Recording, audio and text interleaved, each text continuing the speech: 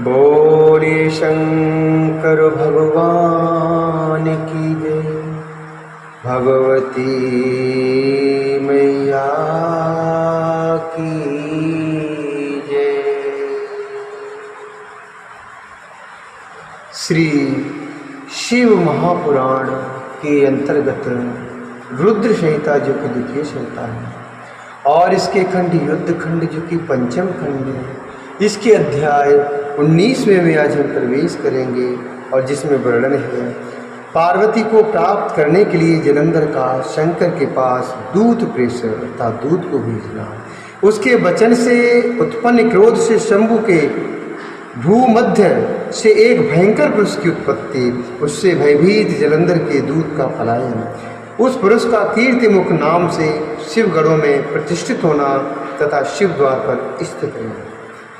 व्यास जी बोले, हे सर्वज्ञ सनत कुमार, देवर्षि नारद के स्वर्ग लोक चले जाने पर उस दैत्यराज ने क्या किया, उसे विस्तार पूर्वक मुझसे कहेंगे। सनत कुमार जी बोले, उस दैत्य से कहकर नारद जी के स्वर्ग लोक चले जाने पर पार्वती के रूप के श्रवण से वह दैत्यराज जलंधर काम जोर से पीड़ित हो गया। तमामंत्रगते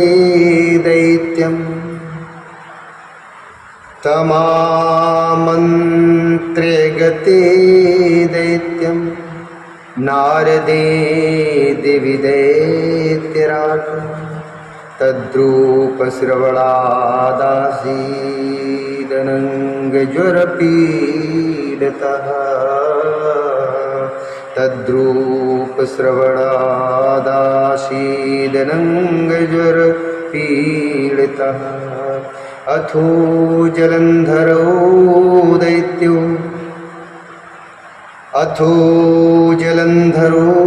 दैत्यः कालाधीनः प्रणष्टधीः दूतमाहवायामाश शैकेयं विमोहिता दूतमाहवायामाश शैकेयं विमोहिता। सनत कुमार बोले, उस दैत्य से कहकर नारद जी के स्वर्ग चले जाने पर पार्वती के रूप के श्रवण से वह दैत्यराज जलंधर काम जो से पीड़ित हो गया। उसके बाद काल के अधीन होने से उसकी बुद्धि नष्ट हुई थी और मोह को प्राप्त होकर उसने सेह के नामक दूत को बढ़ाया। उसे आया हुआ देखकर काम से आक्रांत मन वाला वह सागर पुत्र जलंधर उसे समझाकर कहने लगा। जलंधर बोला, हे दूतों में श्रेष्ठ, हे सभी कार्य सिद्ध करने वाले, भो दूत वर श्रेष्ठ सर्व कार्य प्रसाधक शेकीय महाप्राज्ञ कैलासम गच्छ पर्वतम सेहकीय महाप्राज्ञ कैलासम गच्छ पर्वतम तत्रास्ति योगी संभवाख्य स्तपस्वैच जटाधरः भस्मभूषित सर्वांगो विरक्तो विजितेन्द्रियः।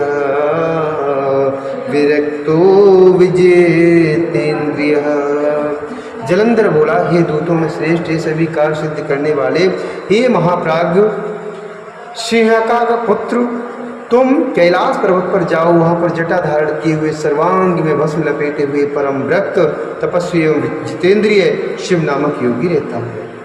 हे दूत, उस जटाधारी परम विरक्त योगी शंकर के पास जाकर भय रहित मन से तुम मेरा संदेश इस प्रकार कहना कि हे योगिने, हे दया सिंधु, वन में निवास करने वाले और भूत प्रेत पिशाचादि से सेवित आपको स्त्री रत्न से क्या प्रयोजन है। ये योगिन, जब समस्त भुवनाधिपति मुझ जैसा स्वामी विद्यमान है तब तुम्हें ऐसा करना उचित नहीं है। अतः तुम अपना स्त्री रत्न सभी रत्नों का सेवन करने वाले मुझे दे दो। अतः तुम अपना स्त्री रत्न सभी रत्नों का सेवन करने वाले मुझे दे दो। तुम इस बात को जान लो कि सारा चराचर जगत मेरे अधीन है और त्रिलोकी में जो जो उत्तम रत्न हैं वे सब मेरे अधीन हैं।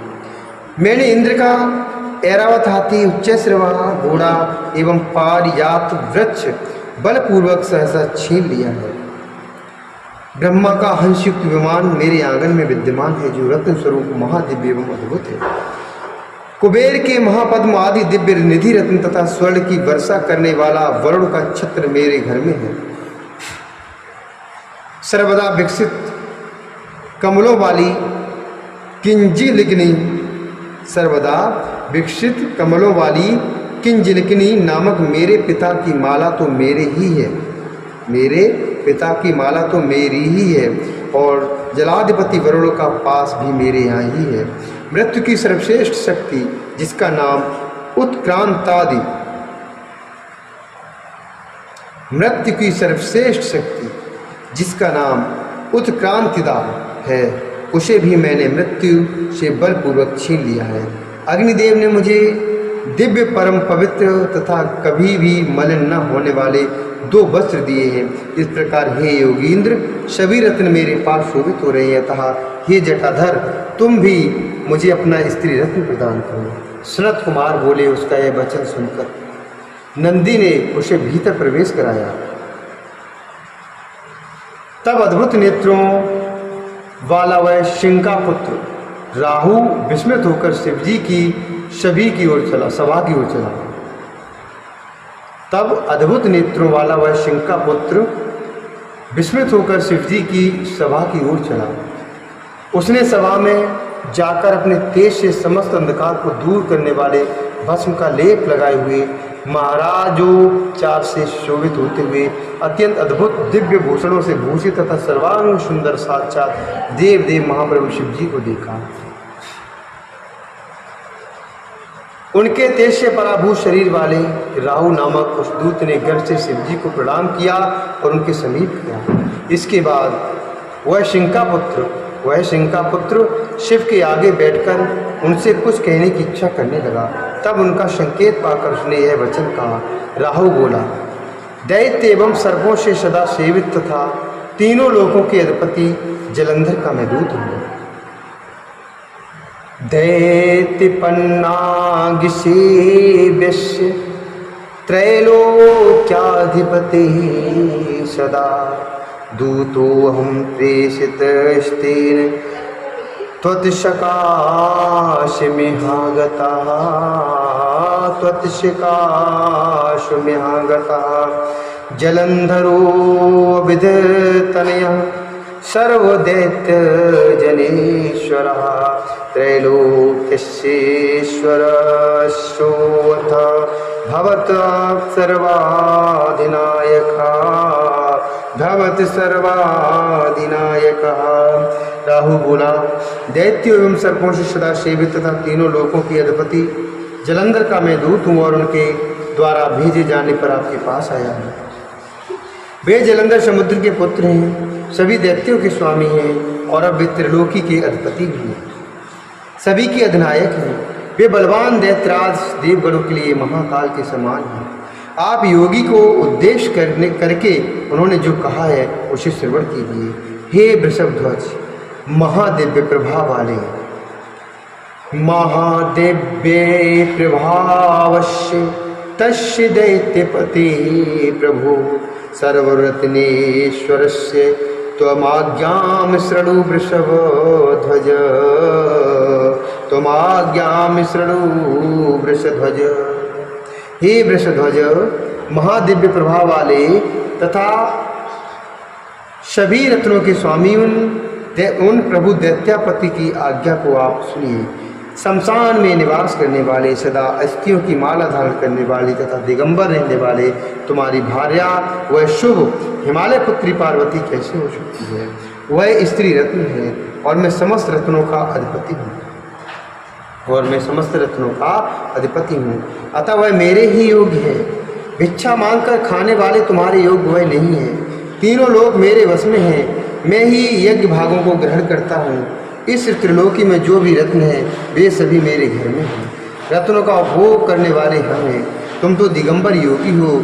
तुम अपना स्त्री रत्न मुझे प्रदान करो, क्योंकि प्रजाएं राजा को सुख देने वाली होती हैं। सनत कुमार बोले, अभी राहु अपनी बात कह ही रहा था कि शंकर के भ्रू मध्य से वज्र के समान शब्द करता हुआ एक महाभयंकर पुरुष प्रकट हो गया। सिंह के समान उसका मुख था, उसकी जीभ लपलपा रही थी, नेत्रों से अग्नि निकल रही थी। ऊर्ध्व गेज तथा सू के शरीर वाला वह पुरुष दूसरे सिंह के समान जान पड़ता था। विशाल शरीर तथा भुजाओं वाला, ताड़ वृक्ष के समान जांघ वाला तथा भयंकर वह पुरुष प्रकट होते ही बड़े वेग से शीघ्रता के साथ राहु पर झपट पड़ा। तब खाने के लिए उसे आता हुआ देखकर भयभीत वह राहु बड़े वेग से भागने लगा, किंतु सभा के बाहर ही उस पुरुष ने उसे पकड़ लिया। राहु बोला, हे देवदेव, हे महिषान, मुझ शरणागत की रक्षा कीजिए। देव देव महिषान पाहि माम शरणागतम सुरा सुरैसदा वंदहा परमैश्वर्यवान प्रभु। राहु बोला, हे देवदेव, हे महिषान, मुझ शरणागत की रक्षा कीजिए। आप देवताओं तथा असुरों से सदा वंदनीय महान ईश्वर तथा प्रभुता से संपन्न हे महादेव, हे ईशान, आपका यह महाभयंकर सेवक पुरुष मुझ ब्राह्मण को खाने के लिए आया हुआ है। हे देवे से शरणागत वत्सल, इस पुरुष से मेरी रक्षा कीजिए जिससे मुझे न खाए। आपको बार बार नमस्कार है। शरत कुमार बोले, हे मुनि। तब ब्राह्मण की बात को सुनकर दीनों तथा नाथों से प्रेम करने वाले प्रभु महादेव ने अपने उस गढ़ से कहा। महादेव जी बोले, हे गढ़ सत्तम, प्रभुं च ब्रह्मणं द्वितीयं, प्रभुं च ब्राह्मणं दूतं, रावाख्यं शरणागतं, शरण्यारक्षणीया हि न दंड्या गणशत्तमा, शरण्यारक्षणीया हि न दंड्या गणशत्तम। महादेव जी बोले, हे गणसत्तम, शरण में आए हुए राहु नामक ब्राह्मण दूत को छोड़ दो, क्योंकि ऐसे लोग शरण के योग्य, रक्षा के पात्र होते हैं, दंड के योग्य नहीं होते। सनत कुमार बोले, करुणामय हृदय वाले गिरजापति के ऐसा कहने पर उस गण ने ब्राह्मण यह शब्द सुनते ही राहु को सहसा छोड़ दिया। तब राहु को आकाश में छोड़कर वह पुरुष महादेव जी के पास आकर दीन वाणी में कहने लगा। पुरुष बोला, हे देवदेव, हे महादेव, देवदेव महादेव करुणा कर शंकर, त्याजितम मम भक्ष्यं ते शरणागत वत्सल, शरणागत वत्सल, क्षुधा माम बाधते, क्षुधा माम बाधते स्वामिन् क्षुद्क्षामाश्चास्मि सर्वथा, किम वक्ष्यम मम देवेश तदा ज्ञापय माम प्रभु। पुरुष बोला, हे देवदेव, हे महादेव करुणा के सागर, हे करुणाकर शंकर, हे शरणागत वत्सल, आपने मेरे भक्ष्य को छुड़ा दिया। हे स्वामिन, इस समय मुझको भूख कष्ट दे रही है, मैं भूख से अत्यंत दुर्बल हो गया हूँ। हे देवेश, हे प्रभु, मेरा क्या भक्ष्य है उसे मुझे बताइए। सनत कुमार बोले, उस पुरुष का यह वचन सुनकर अद्भुत लीला करने वाले तथा भक्तों का कल्याण करने वाले कौतुकी महाप्रभु ने कहा। महेश्वर बोले, यदि तुम्हें बहुत भूख लगी है और तुम भूख से व्याकुल हो रहे हो तो तुम शीघ्र अपने हाथों एवं पैरों के मांस का भक्षण करो। बुभुक्षा यदि ते यतीव क्षुधा त्वाम बाधते यदि, संभक्ष्यात्मन् शीघ्रं माशम त्वम हस्तपादयो, माशम त्वम हस्तपादयो। महेश्वर बोले, ये तुम्हें बहुत भूख लगी है और तुम भूख से व्याकुल हो रहे हो तो तुम शीघ्र अपने हाथों एवं पैरों के मांस का भक्षण करो। सनत कुमार बोले, इस प्रकार शिव जी के द्वारा आदिष्ट वह पुरुष अपने हाथों तथा पैरों का मांस भक्षण करने लगा।